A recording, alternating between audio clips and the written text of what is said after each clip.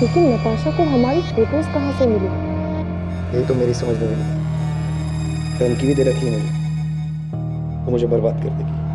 तो अब आगे क्या करना है? इससे पहले कि नताशा नाम का सरदर्द नासुर बने, मुझे इसका जड़ से इलाज करना हो।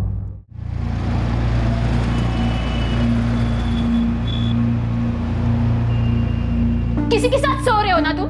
कौन है वो? कार्तिक, तुम मुझे तंग आ गए हो ना? तुम्हें अब पहले जैसे नहीं लगती मैं। क्या बकवास कर रही हो तुम Natasha? You know baby, I love you। तुम्हारे अलावा मेरी लाइफ में और कोई नहीं है। झूठ मत बोलो मुझसे। दूध पीती बच्ची नहीं हूं मैं जो तुम्हें समझ ना पाऊं। सब जानती हूं मैं कार्तिक, और सच्चाई एक्सेप्ट कर ली है मैंने। बस नाम बताओ, कौन है वो? Stop it! मैं तुमसे प्यार करता हूँ, इसका ये मतलब नहीं तुम जो भी बकवास करोगी मैं चुपचाप सुन लूं। ये रोज रोज के नखरे से मैं परेशान हो गया हूँ। हाँ, परेशान तो होगी ही मुझसे। कोई और जो मिल गई है तुम्हें। छुटकारा पाना चाहती हो ना तुम मुझसे, हमेशा के लिए?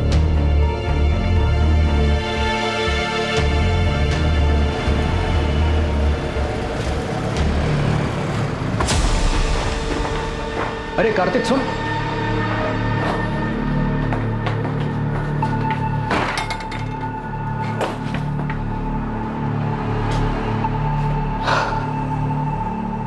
क्या बात है कार्तिक, इतना परेशान क्यों?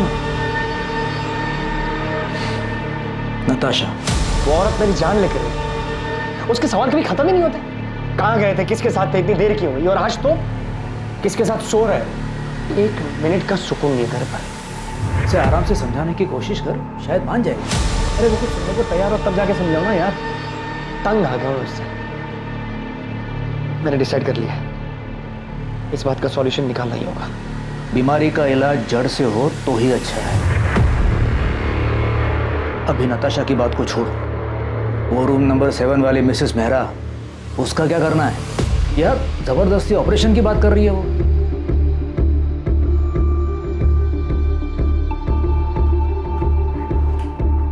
क्या हुआ? आप बहुत डिस्टर्ब लग रहे हैं। इसमें कौन सी नई बात है? फिर से झगड़ा हुआ क्या? हाँ, मेरी जिंदगी में एक ही तो परेशानी है। उसे हम पर शक है क्या? कार्तिक की बात अगर सच निकली तो सच में उसका अफेयर नहीं हुआ तो? मैं अपने पति को अच्छी तरह से जानती हूँ। मुझसे उब गया है, छुटकारा पाना चाहता है वो मुझसे, पर मैं ऐसा कभी होने नहीं दूंगी। मैं तुम्हारे साथ हूँ नताशा। आगे जो कुछ भी करना है सोच समझ के करना होगा।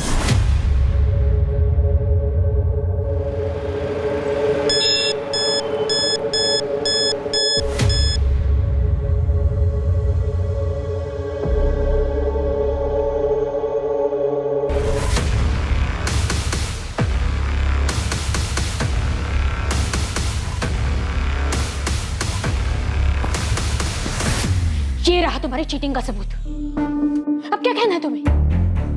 ये तुम्हें कहां से मिला? झूठ है ये। अब तो झूठ बोलना बंद करो कार्तिक। यकीन करो मेरा नताशा, ये नकली तस्वीरें हैं, मॉर्फ की हुई तस्वीरें। किसी ने तुम्हें बहकाने के लिए भेजी है, ट्रस्ट मी। तुम मुझे बेवकूफ बना रहे थे कार्तिक। अब तुम देखना तुम कैसे बर्बाद करती हो। अब धमकी दे रही हो तुम मुझे? तुम्हें जो समझना है तुम समझ लो। तुम भी सुन लो, मैं ऐसा होने नहीं दूंगा।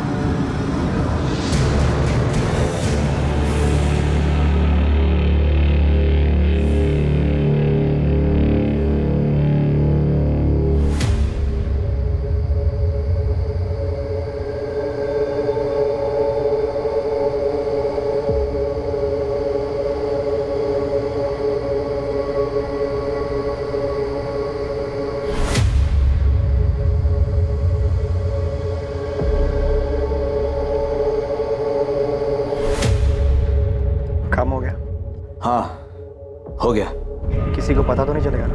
नहीं, किसी को शक भी नहीं हुआ।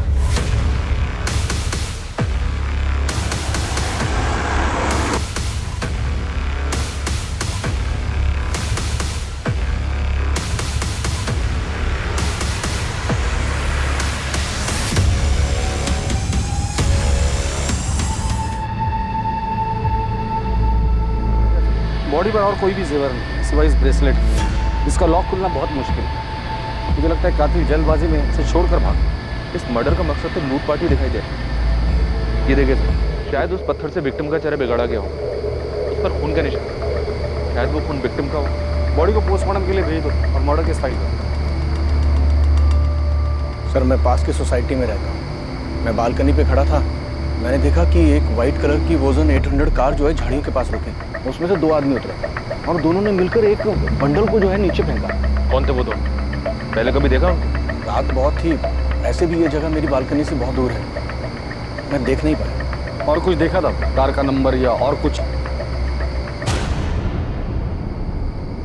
उनकी कार के पीछे राइट साइड के कॉर्नर में कुछ था, डिजाइन तो समझ नहीं आया लेकिन कुछ रेडियम सा चमक रहा था, स्टिकर या समथिंग। कुछ और याद आ जाए तो हमें बता देना। चाहिए? जी सर। प्रधान, सबसे पहले हमें विक्टिम की आइडेंटिटी का पता लगाना है। सभी पुलिस स्टेशन में मिसिंग कंप्लेंट चेक करो, विक्टिम की डिटेल्स, कपड़े और वो ब्रेसलेट न्यूज़पेपर और सोशल मीडिया पे डाल दो। ओजोन 800 कार का पता लगाने के लिए भी सब्जियों को कहाँ पे लगाते थे? अगर कातिल तक पहुंचना है तो हमारे पास ये सिर्फ व्हाइट कलर की हचबैक कार है।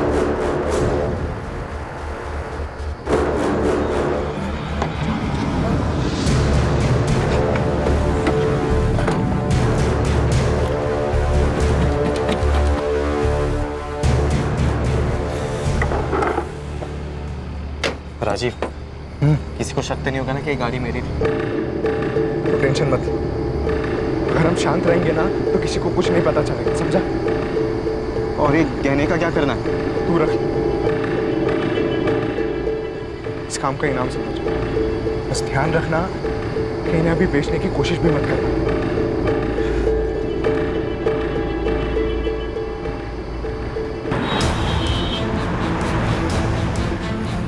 पुलिस ने अपना काम शुरू कर दिया और अगली सुबह सभी अखबारों में उस अज्ञात महिला की हत्या की खबर छपी। अज्ञात पीड़िता से जुड़ी जानकारी को सोशल मीडिया पर भी इस उम्मीद के साथ शेयर किया गया कि कोई ना कोई इस मृत महिला को पहचान लेगा। मुखबिरों को भी सक्रिय कर उस रेडियम स्टिकर वाली वोजान 800 कार का पता लगाने के लिए कहा गया, जिसका इस्तेमाल विक्टिम की लाश को ठिकाने लगाने के लिए किया गया था। पल्लवी मैम, क्या हुआ सरिता? वो शास्त्री नगर वाले केस में उन तीनों बच्चियों को कहाँ बेचा गया इसका पता चल गया। किसी चांद बेगम के कोठे पे हैं वो तीनों, डीबी रोड के रेड लाइट एरिया में। तुम ऐसा करो, अंजलि और पूजा से बात करो, उनसे कोऑर्डिनेट करके उन्हें कहो कि डायरेक्टली स्पॉट पर ही पहुंच जाए। मैं इंस्पेक्टर सिंह से बात करूँ। इस बार हमें तुरंत रेड करनी पड़ेगी। Okay ma'am. विक्टिम की एज 28 और 32 साल के बीच की है। टोटल 4 बार उसे स्टैब किया गया है। मर्डर वेपन जैसे कोई तेज धार वाला हथियार जैसे चाकू। स्टैबिंग के साथ साथ विक्टिम का गला भी दबाया गया है। दम घुटने की वजह से विक्टिम की मौत हुई है। कातिल नहीं चाहता था कि विक्टिम किसी भी हालात में जिंदा बचे। बॉडी पर काफी स्ट्रगल मार्क्स है, जैसे विक्टिम ने काफी हाथ पैर मारे होंगे, लेकिन उसे काबू में करने के लिए एक आदमी काफी नहीं होगा। इसलिए ऐसा लग रहा है कि हत्यारे एक से ज्यादा होंगे, but I am not sure. कोई सेक्सुअल असॉल्ट? नहीं, but victim was sexually active. मौत का समय क्या होगा? कल रात 10 और 12 के बीच। अज्ञात महिला की हत्या की खबर जंगल में लगी आग की तरह गुरुग्राम में फैल गई। पुलिस उम्मीद में थी कि उन्हें पीड़िता के बारे में कोई ना कोई जानकारी जरूर मिलेगी जो पीड़िता को एक नाम देने में मददगार साबित होगी। और जल्द ही उनका इंतजार खत्म हुआ और ऐसी एक खबर ने उनके दरवाजे पर दस्तक दी। सर, मुझे पक्का यकीन है कि ये मेरी पड़ोसी नताशा है, नताशा गिल। मैंने कई बार उसे इन कपड़ों में देखा है। कपड़ों के साथ साथ ये जो गोल्डन ब्रेसलेट आप देख रहे हैं, ऐसा सेम ब्रेसलेट नताशा के पास था। आप श्योर हैं कि ये नताशा का ही है? हाँ सर, मैं पूरी तरीके से श्योर हूँ, क्योंकि उसी का ब्रेसलेट देखकर मैंने खुद के लिए सेम ब्रेसलेट बनवाया। ये देखिए। Wow Natasha, such a beautiful bracelet. Thank you. मैंने ना स्पेशली डिजाइन चूज करके बनवाया था। क्या मैं सेम डिजाइन का ब्रेसलेट खुद के लिए बनवा लूं? Sure, why not? आपने बताया कि नताशा आपके पड़ोस में रहती है? हाँ सर, इनफैक्ट यहाँ आने से पहले मैंने नताशा के घर जाकर चेक भी किया था।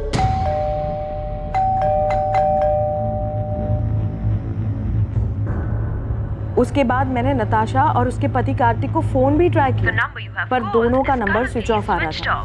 ये सब देखकर मुझे लगा कि कुछ ना कुछ तो गड़बड़ है, इसलिए मैं सीधा यहाँ पर आ गई। आप मुझे कार्तिक और नताशा का नंबर लिख के दीजिए।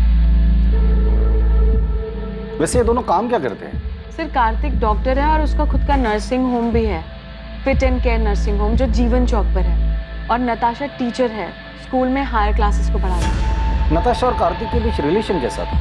देखने से तो सब ठीक ही लगता था सर, पर कभी कभी नताशा की बातों से ऐसा लगता था कि वो अपने हस्बैंड को लेकर बहुत पसेसिव थी। सर, कार्तिक और नताशा दोनों के फोन स्विच ऑफ।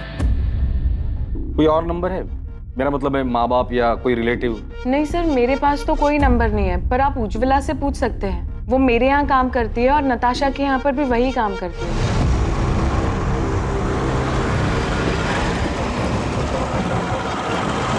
हाँ साहब, मैं ही नताशा दीदी और कार्तिक साहब के घर काम करने जाती हूँ। आज सुबह भी गई थी, उनका घर बंद था, लेकिन अक्सर ऐसा होता है कि वो लोग काम के लिए जल्दी निकल जाया करते थे, इसलिए साहब मुझे कुछ भी अजीब नहीं लगा। नताशा और कार्तिक के घर वालों के बारे में कुछ जानती हो? किसी का नंबर या पता है तुम्हारे पास? पता तो नहीं मालूम, लेकिन नताशा दीदी के माँ बाप गुरुग्राम में ही कहीं रहते हैं। उनकी माँ का नंबर है मेरे पास। इन दोनों का आपस में रिश्ता कैसे था? पहले तो बहुत अच्छा रिश्ता था, लेकिन पिछले 3 महीने से उन दोनों के बीच में काफी झगड़े हो रहे थे। 10 अगस्त को उनके यहाँ काम करने गई थी? जी। क्या तब लड़ाई झगड़ा कुछ हुआ था? हाँ साहब, उस दिन भी उन दोनों के बीच में काफी झगड़ा हुआ था। ये तुम्हें कहाँ से मिले? झूठ है ये। अब तो झूठ बोलना बंद करो कार्तिक। तुम देखना मैं तुम्हें कैसे बर्बाद करती हूँ अब। नताशा ने? क्यों? वो अफेयर वाले शक को लेकर? हो सकता है साहब। ठीक है उज्ज्वला, तुम जा सकते, जरूरत पड़ेगी तो दोबारा बुला लो। जी साहब। साहब, वो जो लाश है सच में नताशा दीदी की है? देखो, जब तक नताशा के परिवार वाले आके लाश को पहचान नहीं लेते हम कुछ नहीं कह सकते। नताशा के पेरेंट्स से बात हो गई है, वो डेड बॉडी की पहचान करने के लिए हॉस्पिटल आ रहे हैं। लेकिन सर, कार्तिक के बारे में उन्हें भी कोई खबर नहीं। अगर वो लाश नताशा की है तो बड़ी अजीब बात है। बीवी को मरे 2 दिन हो गए और पति गायब है। या तो कार्तिक भाग गया है या फिर उसके साथ भी कुछ हुआ है। ईशा, तुम्हारा असाइनमेंट कंप्लीट हुआ? कल तुम्हारी लास्ट डेट है ना? नहीं माँ। क्यों? और तुम कॉलेज भी नहीं गई आज? मेरा मन नहीं हो रहा था। अच्छा माँ, वो पापा से बात हुई? नहीं, और मुझे उनसे कोई बात करनी भी नहीं। अच्छा ठीक है बैठो, खाना खाओ। वो तुम्हारे पापा हैं, तुम उनसे बात नहीं करोगी तो सब क्या कहेंगे? जिसे जो बोलना है बोलने दो माँ, मुझे कोई फर्क नहीं पड़ता। जो कुछ भी हुआ है उसे अब पीछे छोड़कर आगे तो बढ़ना पड़ेगा ना। ईशा, मैं तुमसे बात कर रही हूँ, फोन साइड में रखो। माँ, आपने ये मैसेज देखा क्या? ये आपकी बेटी नताशा के? नताशा के बाई एड़ी में काला निशान है बचपन से।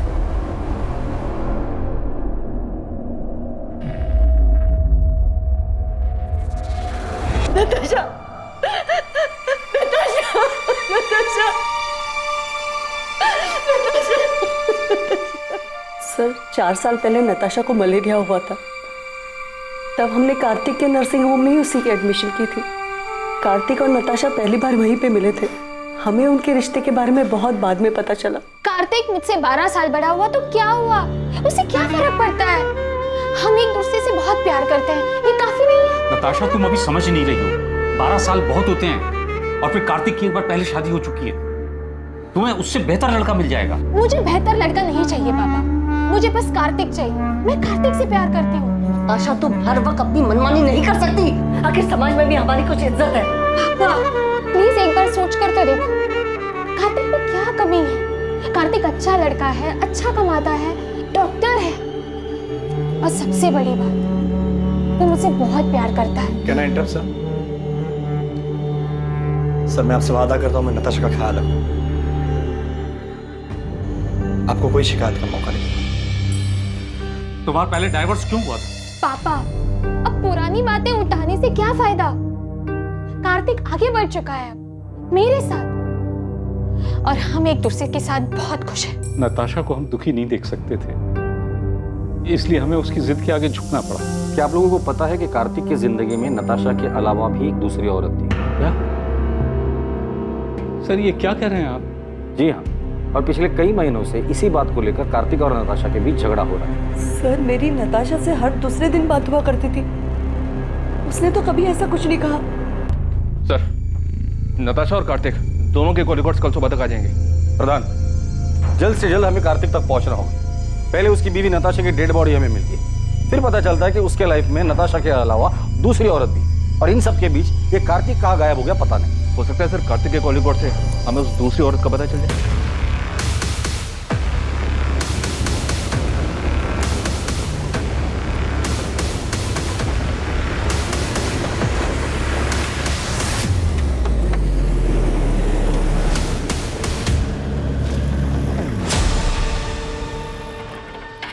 क्या भाई, कब से देख रहा हूँ पीछा कर रहा है मेरा। कौन है तू? अरे मेरा एक दोस्त है सतीश, मुझे लगा उसकी गाड़ी है। अबे कौन है सतीश? मैं किसी सतीश को नहीं जानता। पिछले 10 साल से ये गाड़ी मेरे पास है। ऐसे कैसे हो गया? नंबर तो वही है। अबे ये गाड़ी मेरी है। टाइम बर्बाद कर रहा है मेरा। चल निकल। फिर मुझसे ही गलती हुई होगी, नंबर गलत याद होगा। सॉरी। हाँ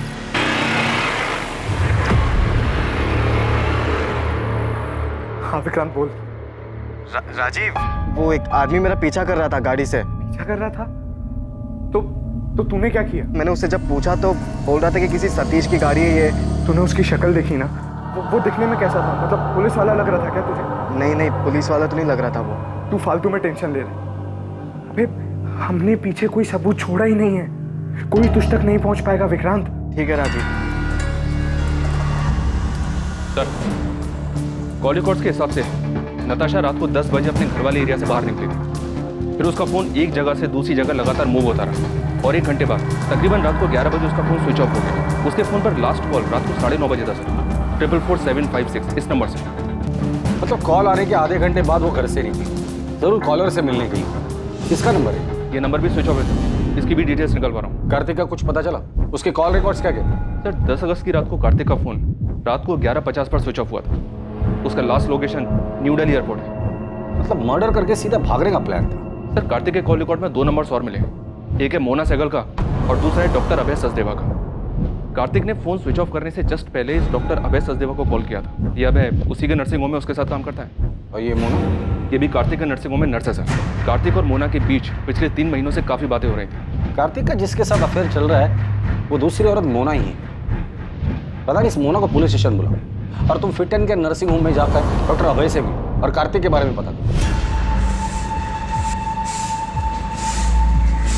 नताशा का मर्डर हो गया?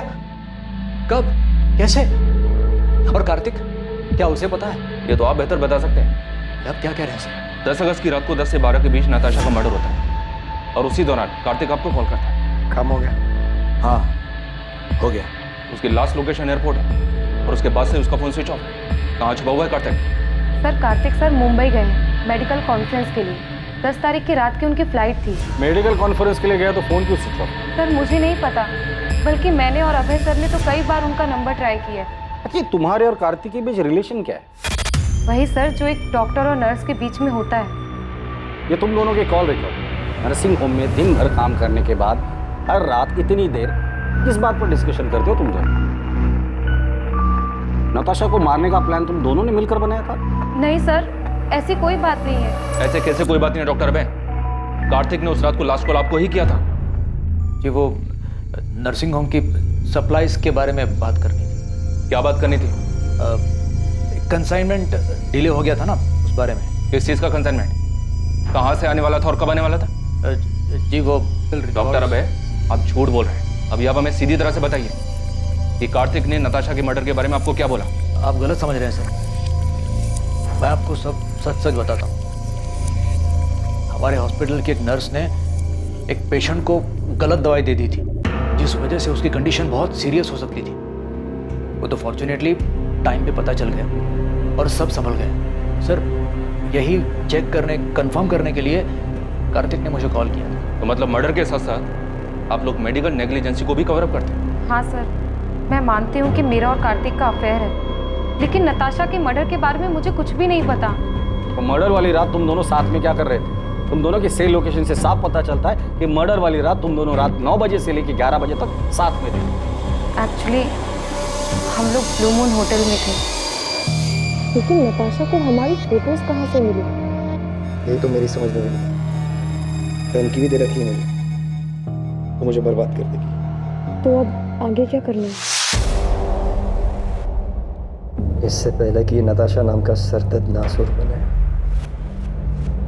मुझे इसका जड़ से इलाज करना होगा। तो नताशा से छुटकारा पाने के लिए कार्तिक ने नताशा को रास्ते से ही हटा दिया? सर उस रात मैं और कार्तिक साथ में ड्रिंक कर रहे थे। नताशा ने जीना मुश्किल कर दिया। हर रोज नए ड्रामे करती है। आज तो पता नहीं कहाँ से उसे मेरे और मोना के फोटोज याद लगे। लेकिन उसके पास फोटोग्राफ्स आए कहाँ से? पता नहीं यार कहाँ से मिले। लेकिन अब इस बात का परमानेंट सॉल्यूशन करना। मतलब कार्तिक ने नताशा को मारने की बात की थी? सर मुझे नहीं पता कि कार्तिक ने ऐसा क्यों कहा, उसके कहने का क्या मतलब था, लेकिन मैं कार्तिक को अच्छे से जानती हूँ, वो ऐसा बिल्कुल भी नहीं कर सकता। सर हमने हमारे रिलेशन को सीक्रेट रखा था। अगर किसी को ये बात पता थी तो वो बस डॉक्टर अभय है। तो क्या वो पिक्चर्स डॉक्टर अभय ने नताशा को भेजी? नहीं सर, भला मैं क्यों नताशा को कार्तिक और मोना के पिक्चर्स दूंगा? वो पहले इतना परेशान था। रही बात नताशा के मर्डर की, तो सर मुझे नहीं लगता कार्तिक ऐसा कुछ करे। कार्तिक मुंबई में जिस मेडिकल कॉन्फ्रेंस के लिए गया है, वहाँ किसी को बोल के उससे बात कर सकते हैं आप? सर कार्तिक का पता चल गया है, वो अभी मुंबई में ही है, बात हो गई है उससे। वो यहाँ प्रोग्राम के लिए निकल रहा है। कार्तिक को तो पता ही नहीं है कि उसकी वाइफ नताशा का मर्डर हो चुका है। जब उसको बताया काफी चौंक गया था। कितनी बार बताऊं सर, मैंने फोन स्विच ऑफ नहीं किया था। मोना से मिलने के बाद मैं कैब लेकर एयरपोर्ट के लिए निकला था और गलती से फोन कैब में छूट गया। नताशा से पहले भी तुम्हारी एक शादी हुई थी, वो बीवी कहाँ है? उसकी डेथ हो चुकी है। उसी के बाद मैंने नताशा के साथ शादी की। नताशा के माँ बाप को झूठ क्यों बोला था कि तुम्हारा डिवोर्स हुआ है? मैंने झूठ नहीं बोला, नताशा ने बोला था। वो क्यों झूठ बोले? मैं कैसे बता सकता हूँ? 10 अगस्त की रात जब तुम तुम्हारे दोस्त अभय के साथ ड्रिंक कर रहे थे, तब तुमने कहा था कि नताशा का परमानेंट सॉल्यूशन ढूंढना है। अब इस बात का परमानेंट सॉल्यूशन ढूंढना होगा। और यही बात तुमने मोना से भी कही थी, मर्डर वाली रात। इससे पहले कि नताशा नाम का सरदर्द नासुर बने, मुझे इसका जड़ से इलाज करना। मेरे कहने का मतलब ये नहीं था सर, मैं डिवोर्स की बात कर रहा था। मैं नताशा से मिलकर आउट ऑफ कोर्ट सेटलमेंट करने की बात कर रहा था। तो इस मर्डर में तुम्हारा कोई हाथ नहीं। मैं नताशा का मर्डर क्यों करूंगा सर? और कोई है जो नताशा को मारना चाहता हो? मुझे इस बारे में नहीं पता सर, लेकिन सर हमारी शादी से पहले नताशा का एक दोस्त हुआ करता था, अमृत। वो उसे बहुत पसंद भी करता था। इनफैक्ट हमारी शादी के बाद उसने नताशा के साथ बात करना भी बंद कर दिया था। हाँ सर, मैंने उससे बात करनी बंद कर दी क्योंकि मैं नताशा को पसंद करता था, लेकिन नताशा कार्तिक से प्यार करती थी। उस वक्त मैं ये देख नहीं पाया और मैंने उससे बात करनी बंद कर दी। और फिर 3 साल बाद तुम दोनों में बातें शुरू हुई। तुम्हें लगा इस बार तुम्हारा चांस लगेगा, क्योंकि नताशा कार्तिक से नाराज थी। उन्हें बात करने की कोशिश, लेकिन नताशा ने मना कर दिया और इसलिए गुस्से में आकर तुमने नताशा को मार डाला। सर मैंने किसी को नहीं मारा और ना ही मैं नताशा से प्यार करता था। 3 महीने पहले इत्तेफाकन वो मुझे एक सोशल नेटवर्क की साइट पे मिली। हमारी बातचीत हुई और नंबर एक्सचेंज किया। चल मान लेते कि तू जो कुछ भी बोल रहा है वो सच बोल रहा है। नताशा तुम्हारी अच्छी दोस्त थी, काफी बातें शेयर हुई होगी। तुम्हें क्या लगता है नताशा को किसने मारा होगा? सर वो सब मुझे नहीं पता, लेकिन मैं इतना बता सकता हूँ कि नताशा ने तय कर लिया था कि वो कार्तिक के ऊपर चीटिंग का केस करे। उसे बर्बाद करना चाहती थी। हो सकता है कार्तिक उसे अपने रास्ते से हटाना चाहता है।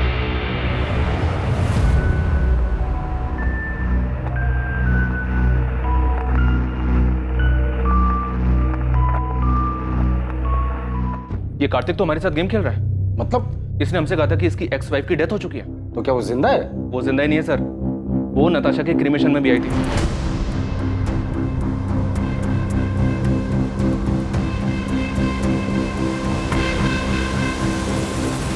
पल्लवी गिल, कार्तिक की एक्स वाइफ।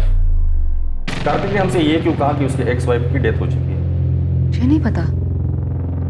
हमारे रिश्ते के बारे में सभी लोग जानते हैं, कुछ छुपा नहीं है इसमें। नताशा भी हमारे रिश्ते के बारे में जानती थी। अब लोगों को डिवोर्स क्यों हुआ? डिवोर्स नहीं हुआ है हमारा। मतलब आप दोनों का डिवोर्स नहीं हुआ था और उसके बावजूद कार्तिक ने नताशा से शादी कर ली थी। मैं जानता हूं तुम्हें हर्ट कर रहा हूं, लेकिन अब और धोखे में रखना नहीं चाहता। कार्तिक हम तो एक साथ खुश थे ना, फिर ये अचानक से क्या हो गया? पल्लवी, मैं नताशा को शादी करने का वादा कर चुका। कार्तिक अपना मन बना चुका था। वो नताशा से प्यार करता था और मेरे पास उसे रोकने की कोई वजह बची नहीं थी। आप दोनों की शादी कब हुई? 2007 में लव मैरिज थी। दोनों का कोई बच्चा? अच्छा माँ, वो पापा से बात हुई? वैसे नताशा की वजह से आप दोनों की शादी टूटी थी, तो नताशा के लिए आपके दिल में रंजिश तो रही होगी। नताशा के लिए रंजिश रखकर मैं क्या करती? मैंने जो किया था उसका किया तो भुगतना ही था।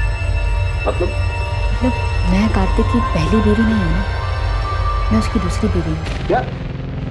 तो उसकी पहली बीवी कौन है और कहाँ है? गीता नाम है उसका, रोहतक से है वो। जब कार्तिक मुझसे मिला था वो शादीशुदा था, हमारे बीच में प्यार हुआ, मैं उनके बीच में आ गई थी, तो उसने गीता को डिवोर्स दे दिया।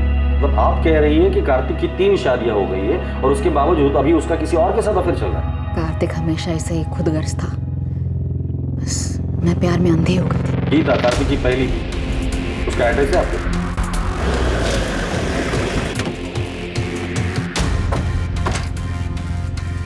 जगदीश अग्रवाल। हाँ सर मैं ही, लेकिन आप क्यों पूछ रहे हैं? 44756, ये तेरा नंबर है ना? हाँ सर, मैंने फ्री इंटरनेट के लिए लिया था। उसके फोन पर लास्ट कॉल रात को 9:30 बजे था सर, 44756 इस नंबर से। ये नंबर भी स्विच ऑफ है सर, इसकी भी डिटेल्स निकल पा रहा हूँ। अभी सच सच बोल, नताशा गिल को क्यों मारा? नताशा? सर ये कौन है और मैं किसी को क्यों मारूंगा? तू ADI कॉलेज में पढ़ता है ना? नहीं सर, मैं तो SRV कॉलेज में पढ़ता हूँ। सर मुझे नहीं पता आप किस मर्डर की बात कर रहे हो। मैं किसी नताशा को नहीं जानता, और इंटरनेट यूज़ करने के बाद मैंने वो सिम कार्ड फेंक दिया था सर। और तेरी इस लापरवाही की वजह से किसी ने उस सिम कार्ड का इस्तेमाल करके बहुत सफाई के साथ मर्डर कर दिया। सच सच बता, नताशा के मर्डर में कहीं तेरा हाथ तो नहीं? दिमाग खराब हो गया तेरा, क्या बोलना क्या चाहता तू? पुलिस को तुझ पे शक। उस रात तूने कहा था कि तू नताशा से काफी परेशान था, उससे पीछा छुड़ाने के लिए कुछ करने की सोच रहा था। अभय, मैं मुंबई से लौटने के बाद नताशा के साथ डिवोर्स देने की सोच रहा था। ये बात तू मुझे उस रात भी कह सकता था। मुझे भरोसा नहीं मुझे। मैं तुझ पे भरोसा करना चाहता हूँ, एंड आई ट्रूली होप कि तू सच बोल रहा है।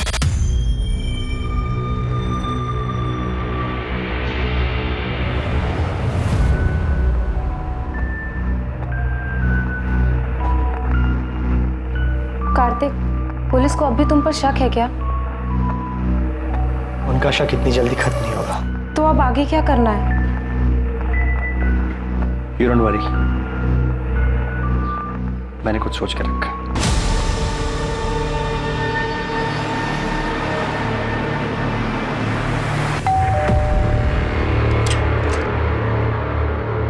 गीता कक्कड़ जी। जी, कार्तिक और मेरी शादी तो बहुत ही कम उम्र में करा दी गई थी। जैसे ही उसकी पढ़ाई कंप्लीट हुई तो दिल्ली के हॉस्पिटल में उसकी जॉब भी लग गई। पहले तो हफ्ता 2 हफ्ते में अक्सर वो घर चला आया करता था, लेकिन फिर धीरे धीरे हफ्ते महीने में बदल गए। आपका और कार्तिक का डिवोर्स कब हुआ? 2007। जब कार्तिक दिल्ली में था तब उसकी मुलाकात पल्लवी से हुई। मुझे तो उनके रिश्ते की कोई भनक भी नहीं थी, लेकिन फिर अचानक कार्तिक ने सामने से आके मुझे सब कुछ बता दिया। इसलिए जब उसने मुझसे डिवोर्स मांगा तो मैंने मना नहीं किया। कार्तिक का काम अच्छा चल रहा था तो मुझे लगा कि वो हमारी बेटी को एक अच्छी जिंदगी दे पाएगा, इसलिए मैंने हमारी बेटी की कस्टडी उसे सौंप दी। आपकी और कार्तिक की एक बेटी भी है? जी हाँ, ईशा गिल। और वो अपने पापा कार्तिक और पल्लवी के साथ ही तो रहती है। लेकिन कार्तिक और पल्लवी दोनों ने हमें ईशा के बारे में तो कुछ नहीं बताया। पल्लवी से मेरी शादी हुई तब ईशा 7 साल की थी। शुरुआत से ही मैंने ईशा को अपनी बेटी माना था। मैंने और कार्तिक ने दोनों ने मिलकर इसे बड़ा किया है। लेकिन फिर पापा की जिंदगी में नताशा आई और सब कुछ बिखर गया। मैं ईशा को अपने साथ रखना चाहता था, उसे कभी छोड़ना नहीं चाहता था। लेकिन मैं माँ को छोड़कर कहीं नहीं जाना चाहती थी, खासकर उस नताशा के साथ रहने के लिए, जिसकी वजह से मेरी माँ को इतनी ठेस पहुंची। मैंने वो घर छोड़ा था लेकिन ईशा को कभी नहीं छोड़ा। वो मेरी इकलौती औलाद है। मेरे लिए मेरी फैमिली सिर्फ मेरी माँ है सर, और कोई भी नहीं। और अगर पापा को मेरी इतनी चिंता होती तो वो मुझे छोड़कर कभी नहीं जाते। कार्तिक, पल्लवी और ईशा तीनों से बात करके सिर्फ फैमिली ड्रामा सामने आ रहा है। अभी तक हमारे पास किसी के खिलाफ कोई सबूत भी नहीं है और ना ही कोई वजह। सर कार्तिक के कॉल रिकॉर्ड्स के हिसाब से भी उसकी और नताशा की लोकेशंस अलग अलग है। मैंने पल्लवी और ईशा के कॉल रिकॉर्ड्स भी स्टडी की। इंसिडेंट के वक्त ये दोनों घर पर ही थे। इनके अलावा डॉक्टर अभय, नताशा का फ्रेंड अमृत और नर्स मोना, इनके खिलाफ भी कुछ नहीं मिला। तो प्रधान, नताशा को मारा किसने?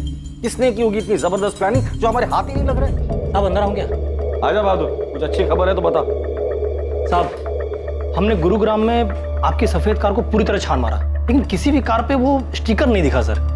यहाँ तक कि NCR इलाके में भी ढूंढा, लेकिन वो स्टिकर वाली कार नहीं दिखी सर। और नताशा के गहनों के बारे में कुछ पता चला? अभी मार्केट में आए नहीं है। और सर वो सुपारी वाले एंगल से भी कुछ मिला नहीं। तुमने कहा था कि गुरुग्राम में 3 ओजोन 800 सफेद कार्स हैं, किसी पर भी स्टिकर नहीं है, पता है मुझे। उन कार और उसका नाम और एड्रेस है तुम्हारे पास? हाँ साहब, वो तो मैंने पहले ही पता कर लिया। मुझे लगता है कातिल ने वो रेडियम स्टिकर निकाल दिया होगा। प्रधान, इन तीनों की हिस्ट्री निकालो और उठाकर लेकर आओ। मुझे लगता है इन तीनों में से कोई एक तो हमारे काम का है।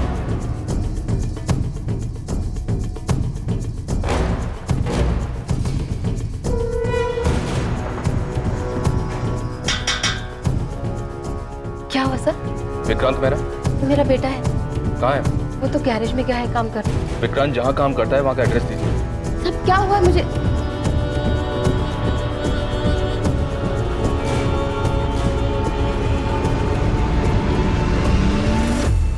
विक्रांत गैरेज में नहीं है, और कहाँ जा सकता है? मुझे नहीं पता साहब। सर ये देखिए सर, ये विक्रांत के कमरे से मिला है। जूतों के डब्बों में छुपा कर रखा गया था। और सर विक्टिम की पति ने जो हमें फोटोज दी थी उससे ये मैच करता है सर।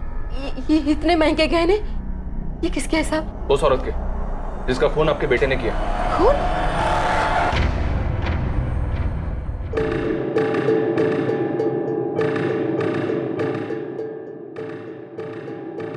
हाँ विक्रांत बोल। राजीव, अबे पुलिस मेरे घर तक पहुंच गई। तूने तो कहा था कि कुछ भी नहीं होगा।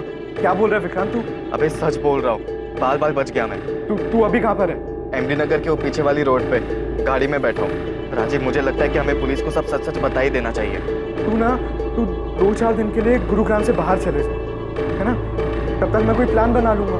मैं तुझे 2 दिन का वक्त दे रहा हूँ। अगर तूने मुझे इस झमेले से नहीं निकाला ना तो मैं खुद ही पुलिस को जाकर सब सच सच बता दूंगा। सर विक्रांत के फोन की लोकेशन डेड बॉडी मिलने वाली जगह से मैच हो रही है। टाइम भी उसी दौरान का है। विक्रांत के कॉल रिकॉर्ड से कुछ मिला?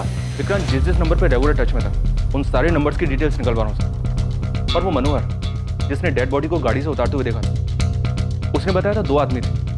एक तो ये विक्रांत ही है, दूसरे आदमी का पता लगाना बाकी है। विक्रांत का कुछ पता चला? विक्रांत के घर पे कांस्टेबल्स लगा दिए सर। विक्रांत और उसकी माँ का फोन ट्रैक कर रहे हैं। साहब वो विक्रांत का पता चल गया साहब। तुझे क्या लगा था गाड़ी धोने से सबूत धुल जाएंगे? मेरी सफेद ओजोन 800 हमने फॉरेंसिक में भेज दी है, जिसमें नताशा के खून के ट्रेस मिल ही जाएंगे। इसलिए कोई भी कहानी सुनाने के बारे में सोचना भी मत। सीधे सीधे बता दो नताशा को क्यों मारा?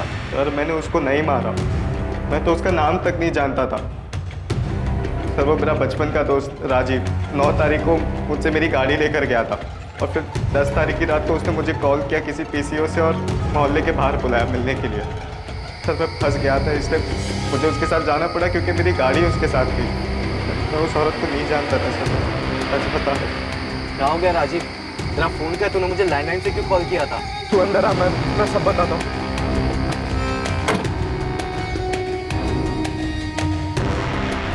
राजीव तू इतना बौखलाया हुआ क्यों है? कुछ बताएगा मुझे क्या हुआ? तू मेरी बात सुन। मुझे कुछ नहीं सुना भाई, गाड़ी साइड में लगा। मेरी बात तो सुन विक्रांत, ये मर चुकी और अब हम दोनों को मिलकर इसकी लाश को ठिकाने लगाना है, समझा?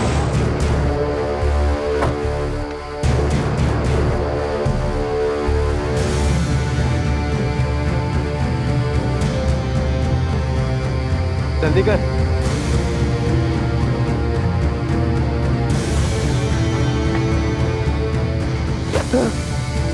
जल्दी कर।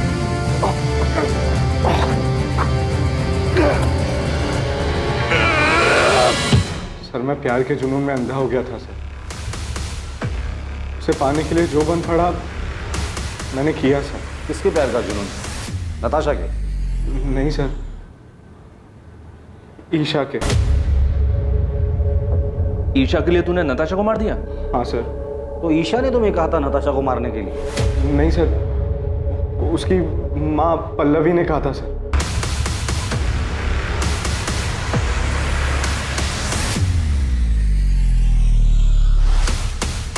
पल्लवी मुझे बिल्कुल पसंद नहीं करती थी क्योंकि मैं उसकी बेटी के स्टेटस के बराबर नहीं था। मैं और राजीव पिछले 6 महीने से डेट कर रहे थे, पर माँ हमारे रिश्ते से खुश नहीं थी।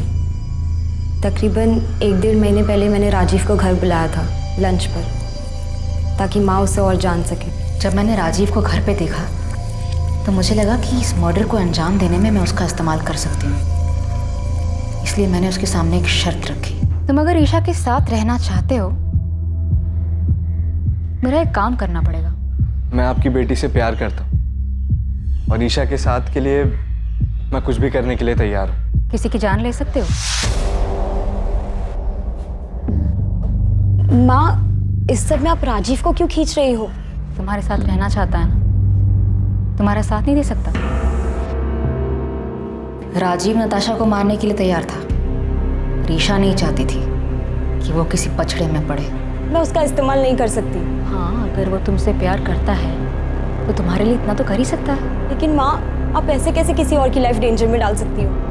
उसका तो इन सब से कोई लेना देना भी नहीं है। थोड़ा अकल से काम लो ईशा। कल को अगर नताशा के मर्डर की बात पुलिस तक पहुंच भी जाती है तो राजीव पर हम सारा ब्लेम डाल सकते हैं। माँ, अगर ये सब बात आप ना ही करो तो बेहतर होगा। राजीव पर प्यार का भूत सवार था। वो किसी भी तरह हमारे रिश्ते पर माँ की हामी चाहता था, इसलिए उसने मेरे लिए अपने सर पर इतना बड़ा खतरा उठा लिया। वो तो उसे करना ही था, बेवकूफ है वो। नताशा को कैसे मारा और क्यों? नताशा को मारने के लिए उसे उसके घर से बाहर निकालना जरूरी था, और मेरे कुछ भी कहने से वो घर से बाहर निकलने वाली थी नहीं। उसे कुछ मजबूत चारा देने की जरूरत थी। और फिर मैंने उसे वो चारा दी। ईशा की माँ कार्तिक और मोना के बारे में सब जानती थी, उसे सब पता था उनके अफेयर के बारे में। और यही बात मैंने एक अज्ञात कॉलर बनकर नताशा के कान में भरी। मैं उसे एक ऐसे नंबर से कॉल और मैसेज करता था जो मेरा नहीं था, मुझे कहीं पड़ा मिला था। और आगे का प्लान ये था कि धीरे धीरे मैं नताशा का विश्वास जीत लूँगा। और इन सब के लिए मुझे कार्तिक और मोना की एक पिक्चर चाहिए थी।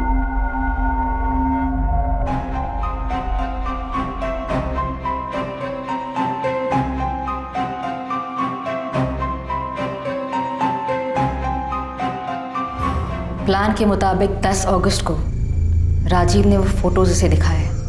मुझे पता था नताशा वो फोटोज देखकर बहुत अपसेट हो गई। फिर रात 9:30 बजे मैंने नताशा को कॉल कर मिलने बुलाया। मैंने कहा कि मुझे पता है कार्तिक कहाँ है और किसके साथ है, और 1 लाख रुपए के बदले में मैं उसे वहाँ ले जा सकता हूँ। और नताशा कार्तिक को रंगे हाथों पकड़ना चाहती थी। वो तुरंत राजी हो गई। फिर थोड़ी देर बाद ही मैंने नताशा को मार्केट रोड के चौराहे से पिक किया। कहाँ है कार्तिक? किसके साथ है? मैं आपको वहीं लेके जा रहा हूँ। आप पैसे लाए हो? हाँ, पूरे 1 लाख है, पर काम हो जाने के बाद।